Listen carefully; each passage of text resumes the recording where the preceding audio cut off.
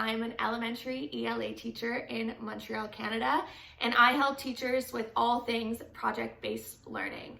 So today I'm going to be sharing with you 5 project ideas to be using in the month of December. Before we jump into the 5 project ideas, please go down to the description of this video and you will find a link to the Beginner's Guide to Project-Based Learning. This is a free guide that I've created and it includes helpful tips as well as a free project on growth mindset. So definitely go check out the description. So let's jump into the 5 project ideas to be using in the month of December. I have my notes here with me. So the first one is to focus on multiculturalism during the holidays. Multiculturalism, thankfully, is something that is being introduced more and more into the classroom setting. We're focusing more on representing different cultures in our classrooms, which I think is a great change.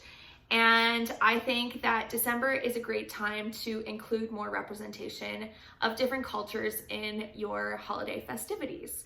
So I'm gonna discuss some driving questions that could be used kind of as like a springboard for research for your students. So the first driving question that you could be using with your students, and I actually really love this idea, is how can card stores be more representative of different cultures? So what you could do with your class, with your students, is you could go online and look at like a Hallmark type store and look at which holidays are represented in the cards that they sell.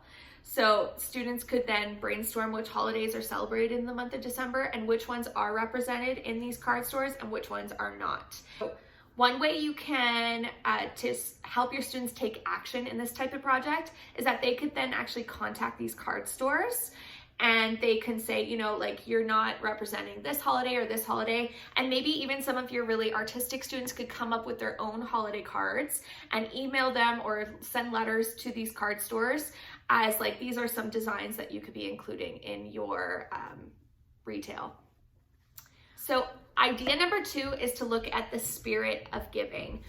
As a teacher, we really want to teach our students how to give more, and the holidays is a great time to really teach that to them. I personally find, you know, looking on social media in the last week, I saw so many posts about Black Friday and about Cyber Monday, but very few about Giving Tuesday. So if you don't know, Giving Tuesday is the day after Cyber Monday when people will often donate money or donate their time to charities or different foundations, so that it's not just a holiday of like take, you're also giving. So this could be something you could explore with students. Maybe students could come up with a campaign for Giving Tuesday, even though it's past this year. Maybe you could come up with a different Tuesday where students could kind of name it their own Giving Tuesday.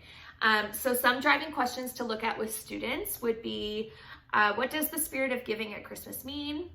Why is it important to give or help others?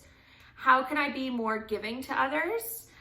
Is there a way I can use my skills or talents to help others? So what I really love as an idea for a project would be to kind of brainstorm with students, what is something that they do really well, like a skill or a talent they have, and how can they use that skill to help others. So for example, maybe you have a group of students in your class that are very musical. Well, maybe they can come up with like a mini concert or a mini event that they could go and, you know, perform for a local retirement home, or maybe there's like a homeless shelter where they could go and put on a mini concert. So these are just a couple examples, but there's so many ways that your students are really talented and ways that they can use their skills to help others. So if students could then, you know, brainstorm what they do well, brainstorm how they can use that to help others, then they can actually go and do it and then report back to the class and, you know, put on a presentation of what they do really well and how they helped others through those skills. So that is idea number 2. Jumping into idea number 3 could be a holiday bucket list. So this is something, it's not, you know, I'm not like inventing this idea. It's often used in the classroom where students would come up with a list of things they would like to do either in the month of December or maybe over their holiday break when they're out of school. And one kind of twist I like to include, really to make this more educational, is that students would create kind of like a brainstorming list. And then this would be a great opportunity to teach students verbs and vocabulary. So students could then go and highlight all the verbs that they've included in their list.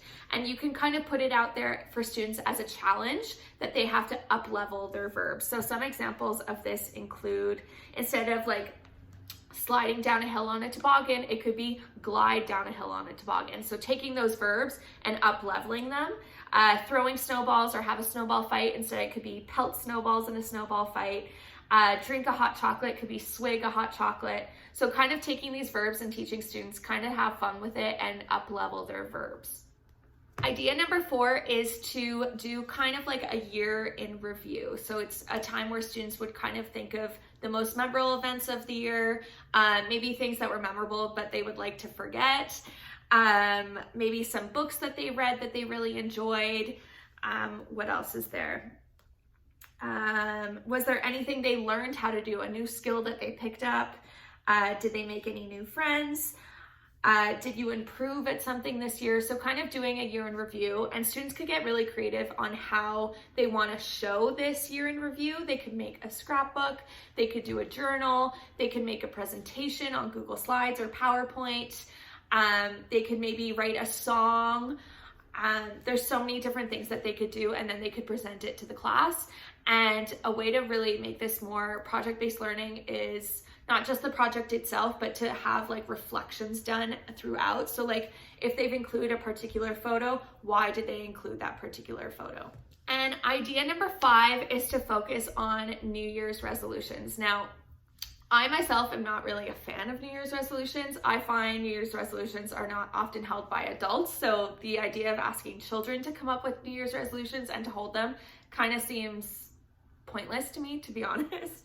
But I do actually really find it fascinating, our fascination with New Year's resolutions. And I think that could be a really cute, cool project for students to do, is that they would kind of research how New Year's resolutions got started, when they got started. I don't even know that. Who created them? What part of the world was there? Maybe like a specific culture that created New Year's resolutions. Maybe there's like a cultural context of New Year's resolutions that we don't know about. So instead of students creating New Year's resolutions, which like I said, I'm not a huge fan of, no offense if you are a huge fan of it, maybe you've come up with a really creative way for students to come up with New Year's resolutions. And if that's the case, comment down below and let us know. But yeah, just to kind of research the cultural, historical context of New Year's resolutions is what I could find, what I personally think would be really cool for students to research. And kind of like why as a society we've become really fascinated with New Year's resolutions. I don't know about you, but I love binging like goal setting YouTube videos and New Year's resolutions and like plans for the future. So I think that would be a really cool thing to research.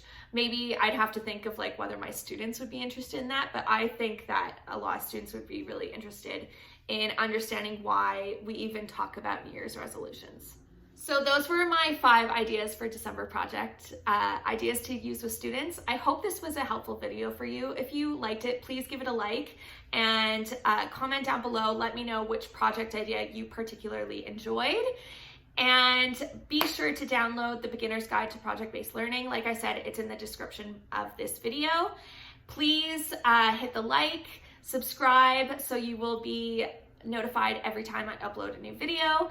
That's all for now. Thank you so much and happy December.